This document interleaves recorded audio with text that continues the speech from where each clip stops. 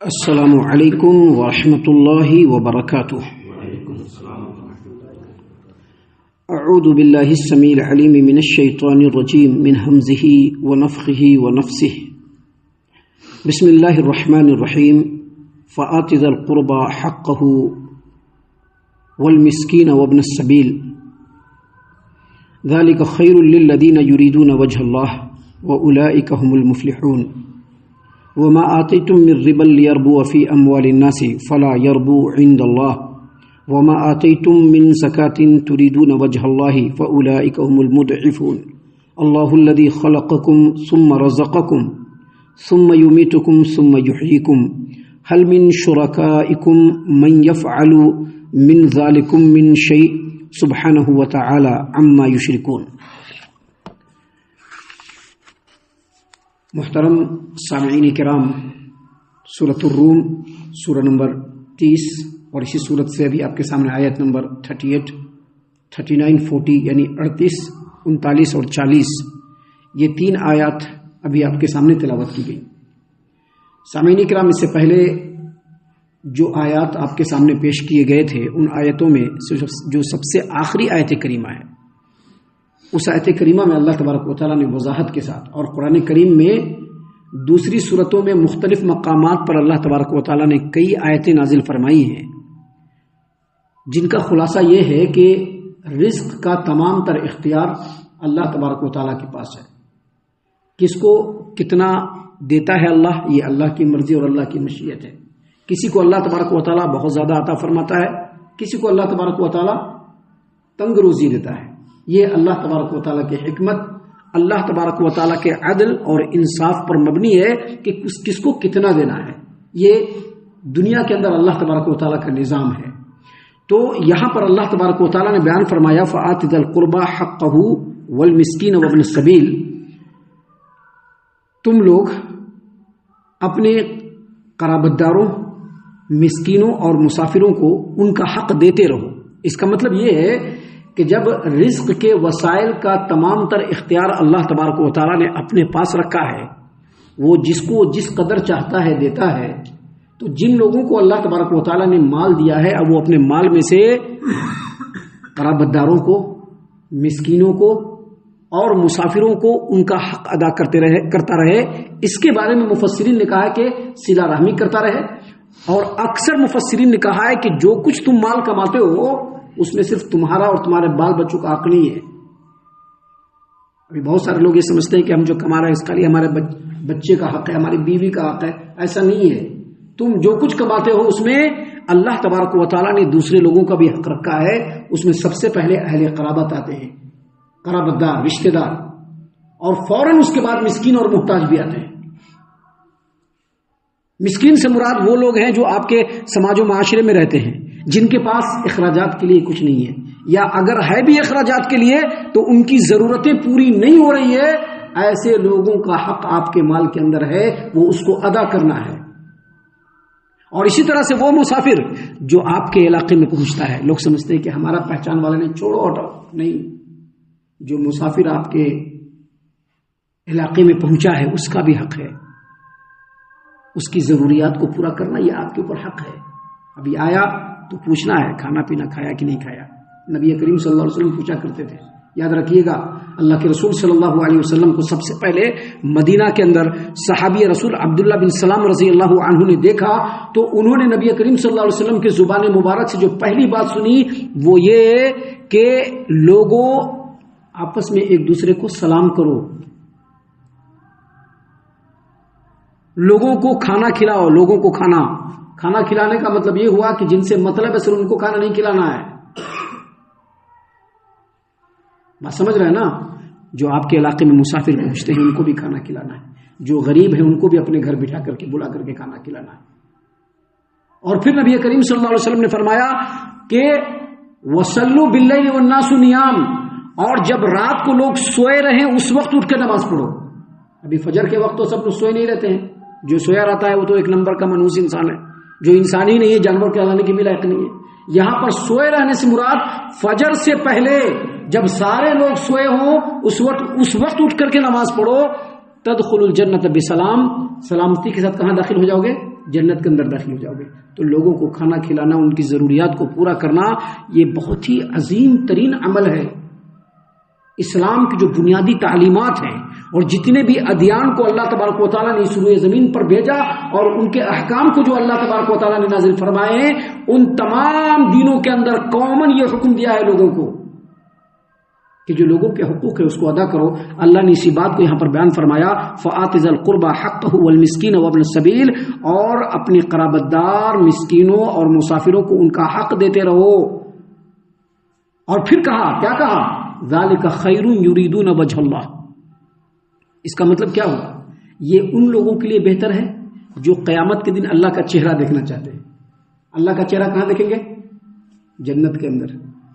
اللہ کا چہرہ کہاں دیکھیں گے؟ جنت کے اندر. جنت میں جو دیدار کرائے گا اللہ تعالیٰ، وہ سب سے آخری اور سب سے زبردست نعمت ہوگی. جنتیوں کے لیے وہ ایسی نعمت نہیں ہوگی. اللہ تبارک و تعالیٰ پوچھے گا کہ بہت ساری نعمتوں سے نوازا ہے، اور کچھ چاہیے؟ جنتی کہیں گے نہیں، اب کچھ نہیں چاہیے. کہا کہ اب ایسی نعمت تم کو عطا کر رہا ہوں جس نعمت سے بڑی کوئی نعمت نہیں ہے، اور وہ ہے میری رضامندی. اور اس وقت اللہ تبارک و تعالیٰ کا چہرہ دیکھیں گے جنتی. اللہ تبارک و تعالیٰ نے اسی بات کو کہا کہ ذالک خیر یریدون وجہ اللہ. یہ ان لوگوں کے لیے بہتر ہے جو آخرت میں اللہ تبارک و تعالیٰ کا چہرہ دیکھنا چاہتے ہیں. اور حافظ ابن کثیر رحمۃ اللہ علیہ نے فرمایا یہ آخری مطلوب اور مقصود ہے جو جنتی آدمی چاہے گا. سامعین کرام، اور اس کے بعد اللہ تبارک و تعالیٰ نے فرمایا وَأُولَٰئِكَ هُمُ الْمُفْلِحُونَ، یہی لوگ کامیاب ہیں. سامعین کرام، ان باتوں کو بیان کرنے کے بعد اللہ تبارک و تعالیٰ نے مزید فرمایا کہ وَمَا آتَيْتُم مِّن رِبًا لِيَرْبُوَ فِي أَمْوَالِ النَّاسِ فَلَا يَرْبُو عِندَ اللَّهِ. اللہ نے فرمایا کہ جو کچھ تم سود دیتے ہو تاکہ لوگوں کے مال میں بڑھتا رہے، تو اللہ تبارک و تعالیٰ کے یہاں اس کی بڑھوتری نہیں ہوتی ہے. یہاں پر اس آیت کریمہ کا جو واضح اور ظاہر مطلب ہے وہ یہ کہ جو انسان سود پہ پیسہ دیتا ہے لوگوں کو، جو انسان سود پہ پیسہ دیتا ہے لوگوں کو، یا جو انسان سود لیتا ہے تاکہ ہمارے یہاں پیسے کا اضافہ ہو جائے، ان کو یاد رکھنا چاہیے کہ اس سے لوگوں کے مال میں بڑھوتری نہیں ہوتی ہے، بلکہ سود جو ہے اس کی نحوست بالآخر انسان کو مالی، معاشی اور ذہنی اور زندگی تمام کے اعتبار سے بالکل تباہ و برباد کر دیتا ہے. یہ بالکل اس دنیا کے اندر ایکسپیرینس کیا ہوا معاملہ ہے کہ جن جن لوگوں نے اپنے آپ کو، اپنے ہاتھ کو سود کے اندر ڈالا، انٹرسٹ کے اندر ڈالا، اللہ تعالیٰ نے ان کو بالکل تباہ و برباد کر دیا. کیونکہ سود کا مطلب یہ یمحق اللہ الربا، یمحق اللہ الربا، اللہ تعالیٰ سود کو مٹاتا ہے. لہذا سود سے مالوں کی افزائش نہیں ہوتی ہے، بڑھوتری نہیں ہوتی ہے. لیکن یہ جو آیت کریمہ ہے، اس کا جو ٹکڑا ہے، اس کے تعلق سے حافظ ابو جعفر ابن جریر طبری رحمۃ اللہ علیہ اور امام ابن ابی حاتم رحمۃ اللہ علیہ دونوں نے اپنی اپنی تفسیروں کے اندر سیدنا عبداللہ ابن عباس رضی اللہ عنہما سے، اس کے علاوہ امام مجاہد، امام قتادہ، امام محمد بن کعب القرظی، امام اکرمہ اور دیگر مفسرین تابعین سے روایت کیا ہے کہ اس کا مطلب یہ ہے، اس کا مطلب یعنی جو کچھ تم دیتے ہو سود کے طور پر، یہاں پر سود سے مراد سود بیاج نہیں ہے، بلکہ سود سے مراد عطیہ ہے، تحفہ ہے. یہ ان لوگوں کا تحفہ ہے جو غریب ہیں اور کسی مالدار کو تحفہ دے رہے ہیں. کیوں تحفہ دے رہے ہیں؟ کہ ہم غریب ہیں، ہم مالدار کو تحفہ دیں گے تو وہ زیادہ ہم کو دے گا. سمجھ رہے ہیں؟ کوئی رعایا کا فرد ہے، وہ اپنے بادشاہ کو تحفہ دے رہا ہے تاکہ بادشاہ اس کو زیادہ تحفہ لوٹا کر کے دے گا. تو اللہ تبارک و تعالیٰ نے کہا کہ یہ ایسی چیز ہے کہ اس سے بڑھوتری نہیں ہوگی. کیا مطلب؟ اس میں اجر و ثواب نہیں ملے گا. یہاں پر اللہ تبارک و تعالیٰ نے عطیہ کو، تحفہ کو، ہدیہ کو سود سے اس لیے تعبیر فرمایا ہے کہ جو دینے والا دیتا ہے اس کی نیت میں کیا ہوتا ہے کہ ہم جو دے رہے ہیں ہم کو اس سے زیادہ ملے گا. تو اللہ نے فرمایا فلا یربو عند اللہ، اس سے اجر و ثواب نہیں ملے گا. تحفہ ہم کسی کو دیتے ہیں نا، اس میں اجر و ثواب ہے، بہت اجر و ثواب ہے، یاد رکھیے گا. ہم جب کسی کو تحفہ دیتے ہیں، کسی کو ہدیہ دیتے ہیں تو اس میں بہت اجر و ثواب ہے. ہمارے یہاں ان چیزوں کا چلن نہیں ہے. ہم لوگ اپنی اپنی زندگیوں میں مست ہیں. بس ہماری زندگی ہم لوگوں کو صرف شریعت سننے کے لیے ہے، بس باقی عمل وغیرہ کرنے کے لیے ہمارے یہاں ایسا کچھ بھی نہیں ہے. سننا ہے شریعت، مست سن لینا ہے، سن کر کے ہاں بہت اچھا ہو گیا، بس نہیں. اللہ تعالیٰ نے قرآن کریم میں واضح طور پر کہا ہے یا ایھا الذین آمنوا ادخلوا فی السلم کافہ، ایمان والو اسلام میں مکمل طور پہ داخل ہو، مکمل داخل ہونا ہے. تو اس میں ہدیہ اور تحفہ جو ہوتا ہے، جو انسان ایک دوسرے کو دیتے ہیں اور لیتے ہیں، اللہ تبارک و تعالیٰ کے رسول صلی اللہ علیہ وسلم نے کہا تحادو تحابو، ایک دوسرے کو تحفہ دو گے تو محبت پیدا ہوگی.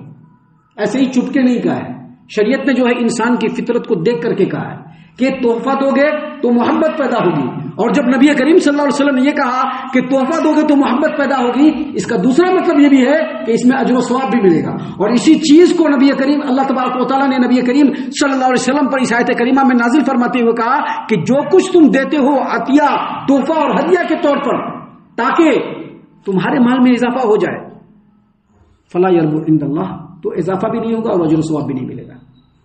اس کا دونوں مطلب صحیح ہے، مفسرین اس کا دونوں مطلب بیان کیا ہے، اور یہی چیز اللہ تبارک و تعالیٰ نے یہاں پر بیان فرمایا. اور پھر اگلے اسٹیپ میں اللہ تبارک و تعالیٰ نے فوراً کہا وما آتیتم من زکاۃ تریدون وجہ اللہ فاولئک هم المضعفون، اور جو کچھ تم صدقہ اور زکوٰۃ اللہ تبارک و تعالیٰ کے راستے میں دیتے ہو، اللہ تعالیٰ اس کو بڑھا دیتا ہے. یہی وہ لوگ ہیں جو اپنے مال میں بڑھوتری کرواتے ہیں. کون لوگ؟ جو صدقہ اور زکوٰۃ دیتے ہیں. اللہ کے رسول صلی اللہ علیہ وسلم کی حدیث ہے، صحیح البخاری کتاب الزکوٰۃ حدیث نمبر 1410، یعنی 1410 نمبر کی روایت ہے. نبی کریم صلی اللہ علیہ وسلم نے فرمایا کہ جو آدمی کھجور کے ٹکڑے کے برابر اللہ کے راستے میں صدقہ کرتا ہے اپنے پاکیزہ کمائی سے، اور اللہ تعالیٰ صرف پاکیزہ کمائی کو قبول کرتا ہے، تو اللہ تعالیٰ اس صدقے کو اپنے دائیں ہاتھ سے ایکسپٹ کرتا ہے، اور پھر اس صدقے کو، اس زکوٰۃ کو اللہ تبارک و تعالیٰ اس طرح سے بڑھاتا ہے جیسے تم اپنے گھوڑے کے بچے کی پرورش کرتے ہو، بیل کے بچے کی پرورش کرتے ہو. بیل کے بچے کی پرورش کرتے ہو تو کیا ہوتا ہے؟ دھیرے دھیرے وہ بڑا ہو جاتا ہے. ویسے ہی وہ ایک ٹکڑا کھجور کا جو صدقہ ہوتا ہے، جو اللہ کو راضی کرنے کے لیے تم نے اللہ کے راستے میں خرچ کیا ہے، وہی ایک ٹکڑا پہاڑ کی مانند ہو جاتا ہے. اسی چیز کو اللہ نے یہاں پر بیان فرمایا وما آتیتم من زکاۃ تریدون وجہ اللہ فاولئک هم المضعفون، اور جو تم زکوٰۃ دیتے ہو اور اس میں اللہ تبارک و تعالیٰ کی خوشنودی طلب کرتے ہو تو وہ موجب برکت ہے، اور ایسے ہی لوگ اپنے مال میں اضافہ کروانے والے ہیں، اپنے مال کو بڑھوانے والے ہیں. سامعین کرام، ان باتوں کو بیان کرنے کے بعد اللہ تبارک و تعالیٰ نے اسلوب اور بیان اور انداز کو پھر سے توحید کی طرف موڑ دیا. اللہ تبارک و تعالیٰ نے فرمایا اللہ الذی خلقکم. یہ ساری کی ساری تقریریں مکہ والوں کے سامنے ہو رہی ہے. یہ ساری تقریریں کن کے سامنے ہو رہی ہے؟ مکہ والوں کے سامنے ہو رہی ہے. لیکن اس کا مطلب یہ نہیں کہ اس کے مخاطب صرف مکہ والے ہیں، بلکہ اس کے مخاطب قیامت تک آنے والے تمام انسان ہیں. اور اس کے اندر اگر کچھ باتیں ہماری نصیحت کے لیے ہیں، ہماری اصلاح کے لیے ہیں، تو ہم کو ان باتوں کی روشنی میں اصلاح کرنا چاہیے. سامعین کرام، اللہ تبارک و تعالیٰ نے فرمایا اللہ الذی خلقکم ثم رزقکم، اللہ ہی تو ہے جس نے تمہیں پیدا کیا پھر تمہیں رزق دیا. اس کا مطلب کیا ہے؟ اس کا مطلب یہ کہ مکہ والوں کو یہ بتلایا جا رہا ہے کہ وہی اللہ ہے جس نے تم کو پیدا کیا اور وہی رزق دیا، کیونکہ اللہ تبارک و تعالیٰ ہی خالق ہے اور اللہ تبارک و تعالیٰ ہی رازق ہے. جب تم اپنے ماں کے پیٹ میں تھے، ماں کے پیٹ سے پیدا ہوئے، کچھ تھا کیا بدن پہ؟ کچھ نہیں تھا، ننگے تھے کہ نہیں تھے؟ جب ماں کے پیٹ سے پیدا ہوئے کچھ نہیں تھا، جسم میں طاقت بھی نہیں تھی، بولنے کی قوت بھی نہیں تھی، لیکن اس اللہ تبارک و تعالیٰ نے پہلے بولنے کی قوت دی، جسم میں طاقت دیا، پھر اللہ تبارک و تعالیٰ نے تم کو لباس دیا، کپڑا دیا، ہر طرح کے رزق سے نوازا، ہر طرح کی نعمتوں سے نوازا. اسی چیز کو اللہ نے یہاں پر بیان کیا ہے اللہ الذی خلقکم ثم رزقکم، وہی وہ اللہ تبارک و تعالیٰ ہے جس نے تم کو پیدا کیا، اور جب تمہارے پاس کچھ نہیں تھا تو اللہ تبارک و تعالیٰ نے رزق کے طور پر سب کچھ دیا، سب کچھ دیا اللہ تبارک و تعالیٰ. اور پھر ثم یمیتکم، پھر اللہ تم کو مارے گا بھی. یاد رکھو مطلب کیا ہے، یہ جو زندگی گزرے گی تو موت آئے گی. یہ مکہ والوں کو بھی کہا جا رہا ہے اور ہم لوگوں کو بھی کہا جا رہا ہے، یاد رکھیے گا. یہ نہیں کہ دنیا ہمارے لیے بس ہے، بس دنیا میں ہی ہے تو ہے، اب اس کے بعد مریں گے تو بات ختم ہو جائے گی. نہیں، ثم یمیتکم، پھر تم کو اللہ تبارک و تعالیٰ مارے گا، ثم یحییکم، اور پھر زندہ کر کے اپنے بارگاہ میں لا کر کے کھڑا کر دے گا اللہ. ان تمام باتوں کو بیان کر کے اللہ نے فوراً کہا هل من شرکائکم من یفعل من ذلکم من شیء، کیا کوئی تمہارے جو اللہ کے مقابلے میں تم لوگوں نے شریک بنا رکھے ہیں ان میں سے کوئی ایسا ہے جو اللہ تبارک و تعالیٰ کے ان کاموں میں اللہ تبارک و تعالیٰ کے ساتھ کچھ بھی شریک ہو؟ ہے کوئی؟ کیا اب یہ تو مشرکین مکہ کو کہا گیا. ابھی ہم لوگوں کو اس آیت کریمہ سے کیا سمجھنا چاہیے؟ ہم لوگوں کو یہ سمجھنا چاہیے کہ اللہ کا حکم آ گیا اور اللہ کا حکم آنے کے بعد بھیا بول رہے ہیں بول کے، چچا بول رہے ہیں بول کر کے، گاؤں کے ذمہ داران بول رہے ہیں بول کر کے، فلاں بول رہی ہیں بول کر کے، اب وہ بولیں گے اور آپ ان کی جو بات مانیں گے اور اللہ کے حکم کو اپنے پیروں تلے رو دیں گے، تو کیا وہ آپ کو ان چیزوں میں کچھ شریک ہے دینے میں؟ مکہ والوں نے تو کھلم کھلا شرک کیا اور ہم لوگ اندرونی شرک کرتے ہیں۔ اللہ کا حکم آتے ہی اگر کوئی اپنا پیارا ہے، کوئی رشتہ دار ہے، کوئی سماج و معاشرہ کا آدمی ہے، ان کا ڈر ہوتا ہے، ان کا خوف ہوتا ہے، تو فوراً اس حکم کو ہم لوگ اپنے پیروں تلے روندتے ہوئے آگے بڑھ جاتے ہیں اور سمجھتے ہیں کہ ہم بہت بڑے قابل ہیں۔ نہیں، ہم لوگ بھی شرک کر رہے ہیں، یہ چھپا ہوا شرک ہے۔ اللہ کے حکم کو ہم نے اپنے پیروں تلے روندا اور لوگوں کے منشا اور مرضی اور ان کی خواہش اور ان کی چاہتوں کو پورا کیا ہم نے۔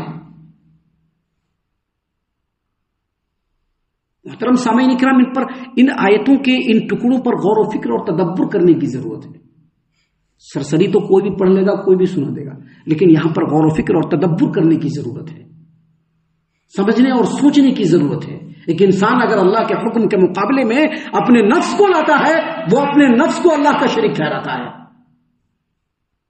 اگر کوئی آدمی اللہ کے حکم کے مقابلے میں اپنے رشتے ناتوں کو لاتا ہے، چاہے وہ کتنا ہی پیارا کیوں نہ ہو، باپ ہی کیوں نہ ہو، ماں ہی کیوں نہ ہو، بیٹا ہی کیوں نہ ہو، بیوی ہی کیوں نہ ہو، اللہ کا حکم اگر آیا اور اس کے سامنے اس نے اپنے ان رشتہ داروں کی باتوں کو آگے کیا، اللہ کے حکم کو اپنے پیروں تلے روندا، وہ آدمی بھی چھپ کر کے شرک کرنے والا ہے۔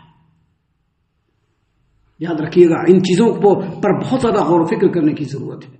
اللہ نے فرمایا، اللہ تبارک و تعالیٰ نے تم کو رزق دیا، پیدا کیا، ہر طرح سے نوازا، پھر تم کو مارے گا بھی، پھر تم کو زندہ کر کے قیامت کے دن اپنے بارگاہ میں لائے گا بھی۔ هل من شرکائکم من یفعل من ذالکم من شیء، کیا تمہارے شریکوں میں کوئی ایسا ہے جو اللہ تبارک و تعالیٰ کے ان کاموں میں کچھ بھی شریک ہو؟ اللہ نے کہا سبحانہ، اللہ پاک ہے، سبحانہ، اللہ تبارک و تعالیٰ پاک ہے، وتعالی عما یشرکون، اور اللہ کے ساتھ جو یہ لوگ شریک ٹھہرا رہے ہیں، اللہ ان چیزوں سے بہت بلند ہے۔ سامعین کرام، ابھی آگے اور بھی باتیں ہیں جو انشاءاللہ کل اور کل کے بعد کے دروس میں ہم آپ کے سامنے پیش کریں گے۔ ہم اللہ سے دعا کرتے ہیں کہ اللہ تعالی ہم تمام کو ان باتوں کے اوپر خوب غور و فکر اور تدبر کرنے کے ساتھ ساتھ ان باتوں پر عمل کرنے کی بھی توفیق عنایت فرمائے، آمین۔ اللہ تعالی ہم تمام کو صحیح معنوں میں پکا سچا مومن مسلمان بنائے، اللہ اور اس کے رسول صلی اللہ علیہ وسلم کی اطاعت و فرما برداری کرنے والا بنائے، صحابہ کرام رضی اللہ عنہم کے طریقے پر چلنے والا بنائے، جنت الفردوس میں جگہ عطا فرمائے۔ اے اللہ ہم تمام کو جہنم سے پناہ دے، اے رب العالمین ہم تمام کو جہنم سے پناہ دے، اے مالک الملک ہم تمام کو جہنم سے پناہ دے، آمین یا رب العالمین۔ وما علینا الا البلاغ المبین۔ تبارك الذي نزل الفرقان على عبده ليكون للعالمين نذيرا